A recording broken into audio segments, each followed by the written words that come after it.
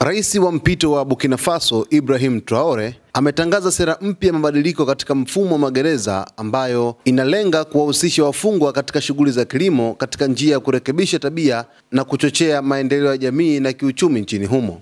Kwa mujibu wa taarifa hiyo, chini ya sera hiyo mpya, wafungwa watashiriki kikamilifu katika kazi za kilimo na maendeleo ya uzalishaji vijijini. Kila mwezi mmoja wa kazi utakaoendeshwa na mfungwa utapunguza kifungo chake kwa miezi mitatu. Hii ina maana kuwa mfungwa anayefanya kazi kwa miezi minne tu unaweza kuwa umeshapunguza kifungo chake kwa mwaka mmoja.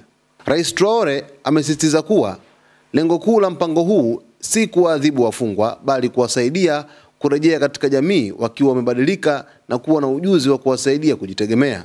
Akinukuliwa alisema, magereza ni ya kikoloni, sio asili ya Mwafrika. Kauli hii inaonyesha msimamo wa kiongozi huyu dhidi ya mifumo ya magereza ya kizamani inayomfungia mtu bila kutoa fursa ya kujirekebisha au kuchangia maendeleo ya taifa. Traore anaamini kuwa badala ya wafungwa kukaa gerezani bila shughuli yoyote ya maana, ni vyema wapewe nafasi ya kujifunza kazi, kushiriki katika kilimo na kusaidia maendeleo ya taifa lao. Mpango huu pia unalenga kupunguza msongamano katika magereza pamoja na gharama zinazotumika kuendesha taasisi za kifungo. Kwa njia hii, serikali itaweza kubana matumizi na kuelekeza rasilimali katika huduma nyingine muhimu kama elimu, afya na miundombinu.